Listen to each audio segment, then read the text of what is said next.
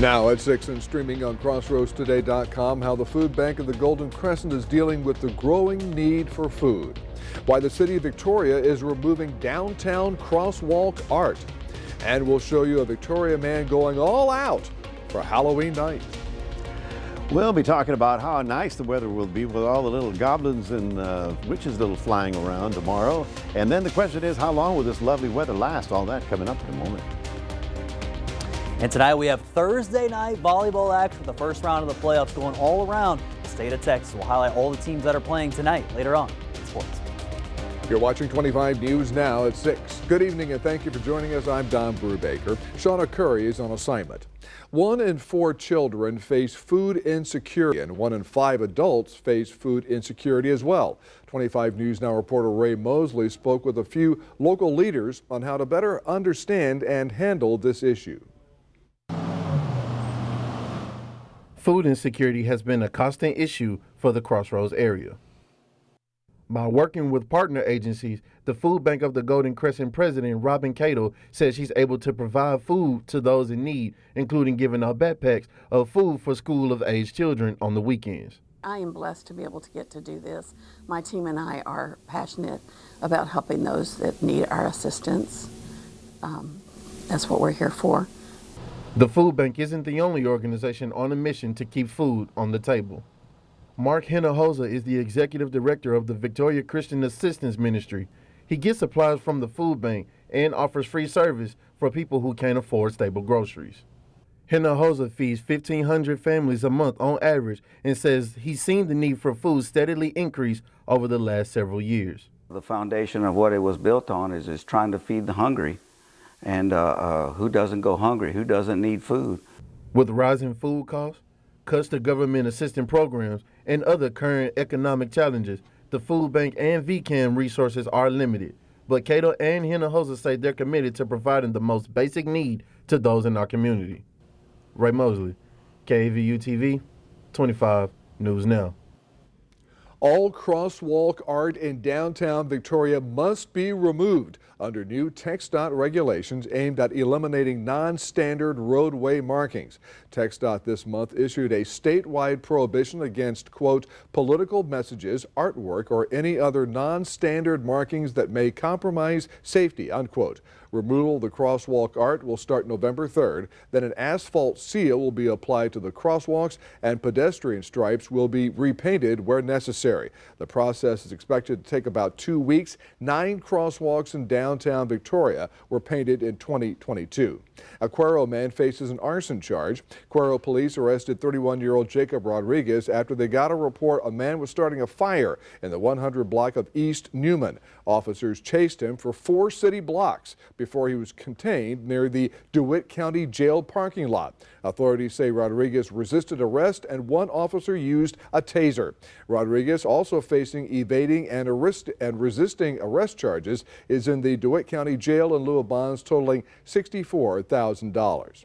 The Victoria Firefighters Association members spent Thursday morning making their way from neighborhood to neighborhood, hoping to better inform prospective voters about 2 ballot items, part of the ongoing election. With a collective bargaining proposition as well as a civil service proposition on the November 4th ballot, firefighters are hoping for better pay and retainment.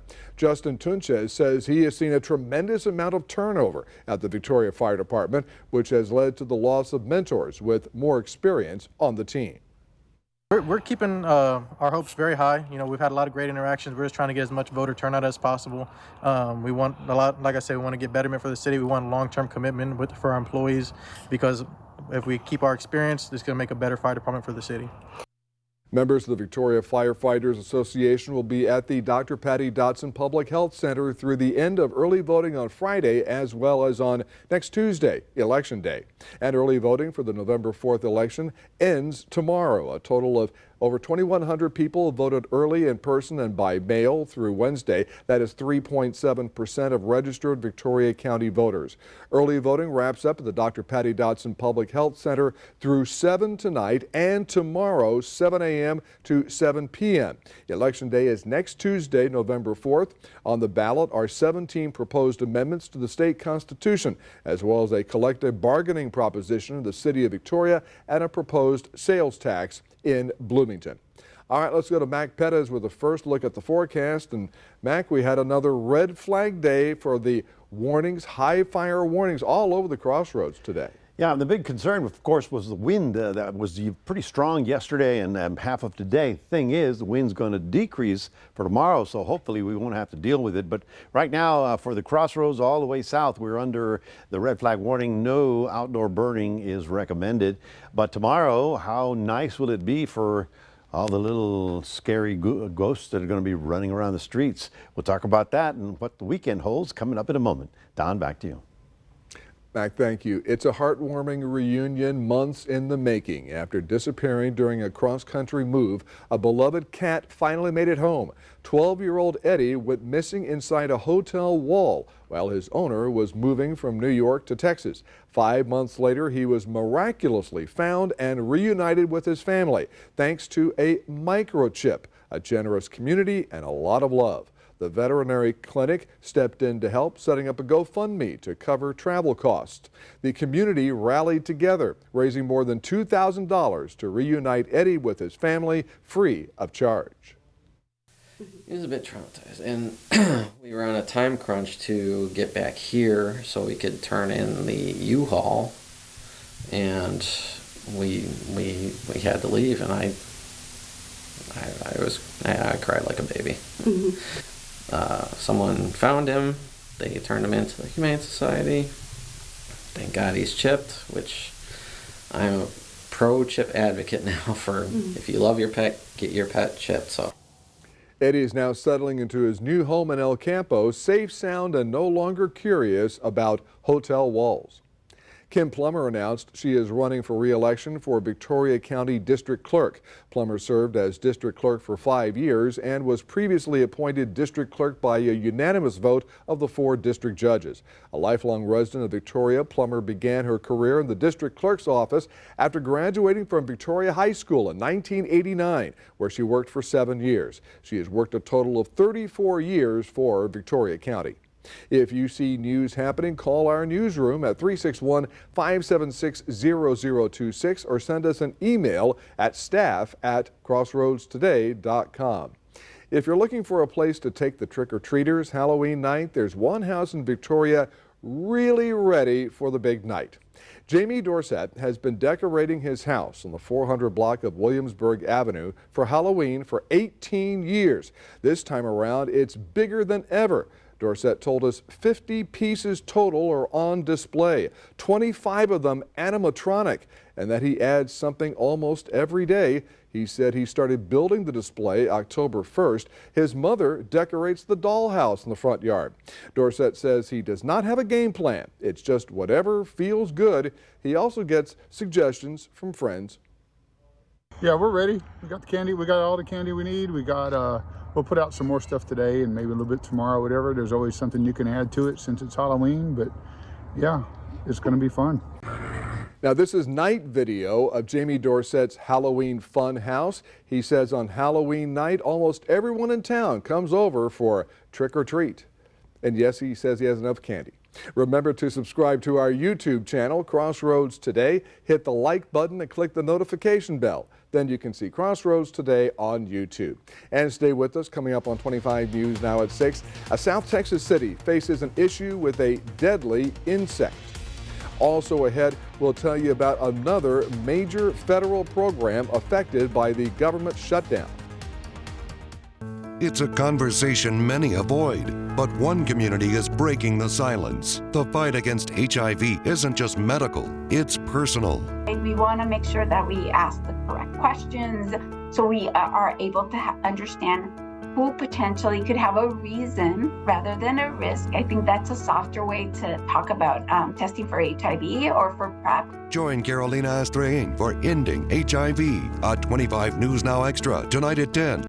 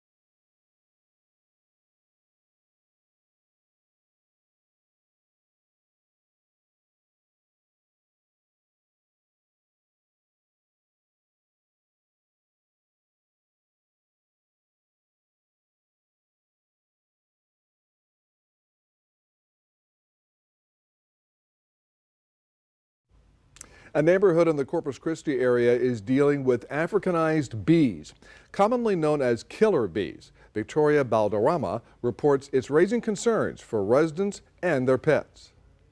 You were attacked? Yeah, he was the guy that was next door. He got attacked. But he only had like 5 stings. This neighborhood in the city of Mathis is being terrorized by bees. Yes, we have a hive that's basically the bees seem like they're pretty aggressive. Al Pacheco discovered they're Africanized bees. Does it concern you to have these bees here? Oh yeah, because we have pets and everything else. According to Texas A&M AgriLife research, Africanized bees have been in South Texas since the fall of 1990, spreading to 163 of the 254 counties in Texas. Research shows the Africanized bee is only slightly different from the honeybee. So you need to be very careful when you approach bees, or better yet, don't approach bees at all. They're super dangerous. They can and they will hurt you, or they can and will kill you. Rick Sanchez is a bee removal expert here in the Coastal Bend, and right now he's busy. But in 2024, I did 16 Africanized hives that one season. This year, in 2025, this is going to be number 36 of the Africanized killer bees here in South Texas. That's a lot of increase, a lot of population explosion. Sanchez is working all over South Texas, in Mathis, Flower Bluff, Cal Allen, and in Portland, where he says a bee attack happened recently. Some dogs died there. I don't know exactly all the details, but they were attacked. I reached out to the city of Portland about any bee-related reports. I learned over the past 4 months, the city of Portland has received 3 reports of bee swarms within city limits. Man is getting so industrialized and so into technology that they're forgetting about nature and they're leaving it unchecked. Texas Apiary Inspection is taking an aggressive approach to slow the spread of Africanized bees in the state. Sanchez suggests what we need are more beekeepers. We need to take care of our bees because we need them so badly. And nothing grows without bees. China agreed to buy 25 million metric tons of U.S. soybeans annually as part of an agreement reached by its leaders. Treasury Secretary Scott Bessent said China will start by buying 12 million metric tons of soybeans from the U.S. between now and January. This deal is expected to benefit U.S. soybean farmers. The agreement lasts for 3 years and aims to restore the relationship between the two nations. Saturday is an important date on the calendar for low-income families who rely on Head Start. That's the federal program that provides child care and early learning. Due to the ongoing government shutdown, around 140 programs in several states are set to miss an infusion of federal dollars. Sean Logging looks at the strain one provider is experiencing.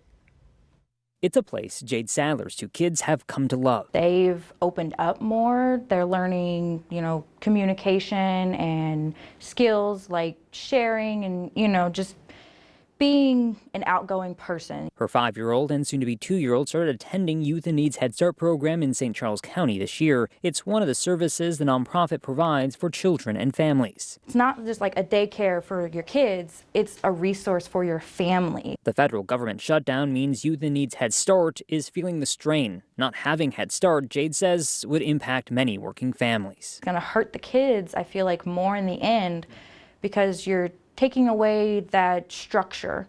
You're taking away a part of their education. The loss of the Head Start or early Head Start services would be a disruption not only to the family unit, but their financial stability. Head Start is federally funded, and Melissa Turod says Youth in Needs program is about $20 million a year. The largest federal grant for it runs out on October 31st. Our federal grant award should have come due November 1, which would have given us the money to continue to operate.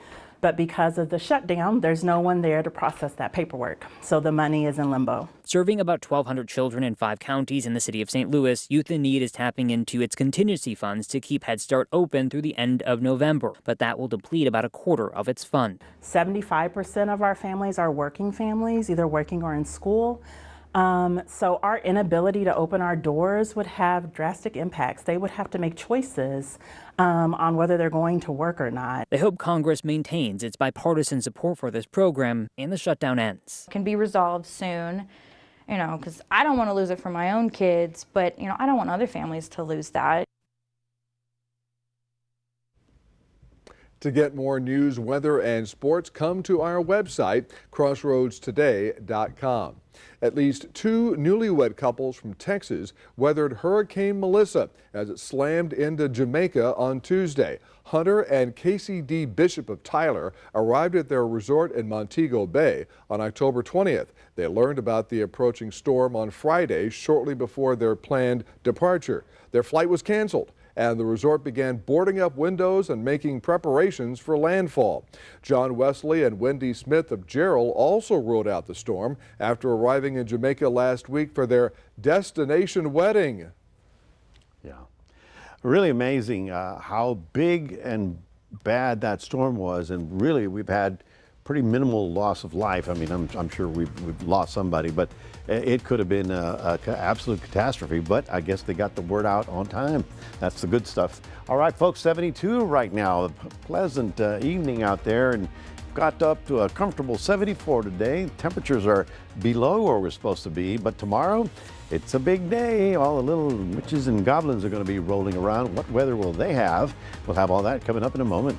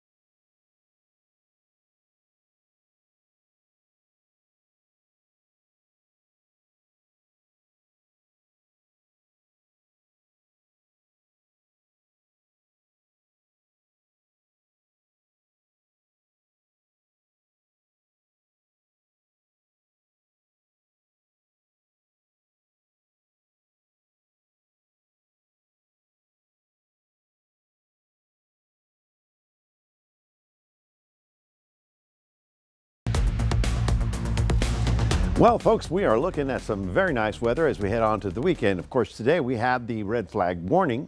That goes until 10 o'clock tonight, and I don't believe it'll be reestablished for tomorrow. Needless to say, regardless whether we have a flag up or not, we need to be very cautious because we continue with very dry air over the region, and anything that looks like a spark or a flame or a candle, we've really got to avoid it. High pressure is going to be over us tomorrow. The winds will continue to be almost non-existent, so we're going to have very lovely weather for Freaky Friday, as we like to say. And then we have this little frontal system up here that actually will drift through here on Saturday night. Slight chance of a little sprinkle or two, but actually it's just going to reestablish the nice dry air over the region. Here is the flag, the red flag warning. That'll be up till 10 p.m. tonight. And then by tomorrow, with a little luck, they won't need to do that because our winds will not meet criteria. However, we're still dry, so let's all be cautious. They've got a little rain opportunity, but that's way up there in Oklahoma. The rest of the state should stay on the dry side. Now, the winds today were in the 15 to 20 mile an hour range. As we go through the night, they will actually continue to decrease in intensity. And by the time we get to Friday, we're looking for generally very light and variable winds. So that's not going to be an issue for anybody out there, you know, with their little bags and trick-or-treating. But what I don't want to see, or we all should be very cautious with flame. Anything that's a candle, anything like that, just avoid it. It's really not worth the trouble. You can get a flashlight and do the same thing. Well, let's talk about Melissa. Melissa is really hauling and moving northbound now, no longer a problem for the Caribbean. There's the path of it. It was kind of wandering around, then it got picked up by the winds, and then it went over Jamaica, then over Cuba, then over the Bahamas, and now rolling away, going to be very close to Bermuda, but at least it's not a monstrous hurricane. It's at 105 miles an hour still, and it's been in existence for what? I don't know, a week or something like that. So with a little luck, you'll get the, like I said, we had a minimal amount of losing lives. And really, think about it. It's because communications are so much better now than they were 10, 20, 30 years ago. So the people did get the message, and I credit that to getting a favorable outcome with that storm. So high pressure for tomorrow is good. That's Friday. We go to Saturday, and we see this little front coming through late at night, mostly in the overnight time period. By Sunday, it's past our area. We pick up another north wind, and we continue with fairly nice weather for our area. Overnight tonight, getting down to 43 degrees. It'll be actually cool in the morning. And then tomorrow's high temperature, 77. Perfect. No wind, low humidity. Pleasure to be outdoors, and do watch out in the neighborhoods with a lot of kids walking around for Halloween. Sunny skies for Port Lavaca. Cuero, you've got a beautiful day coming up. Sunny skies and a high of only 77. 7-day forecast. Well, we've got Halloween. We've got Saturday night frontal system. And then on 2 o'clock in the morning on Sunday, remember to fall back because that's the end of daylight saving times. But good weather continues on to next week. That's your 7-day forecast. Reminding everybody we do have a QR code. We'd love for you to scan that. Put Crossroads Today on your phone. And here's Don. Mac, thank you. Sports Director Max Williams is next. And Max, everybody's waiting for your major announcement. That's right, Don. Again, I'm going to reveal our Athlete of the Week here coming up next. And also, I'll tell you how Goliad Volleyball did here. Again, they just got a final versus Yoakum. I'll tell you that kind of result. That's coming up next in sports.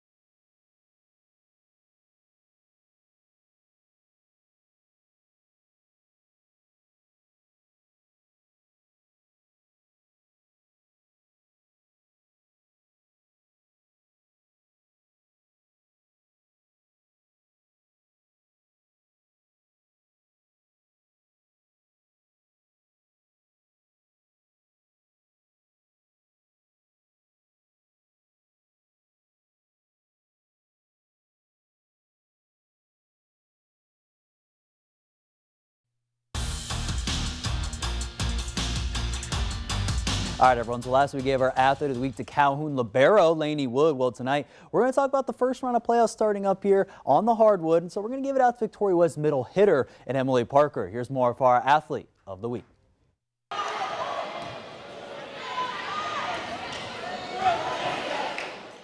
This week's Athlete of the Week goes to Victoria West senior volleyball star Emily Parker. Parker led the way in kills for the Warriors in their playoff warm-up game versus Industrial with 19.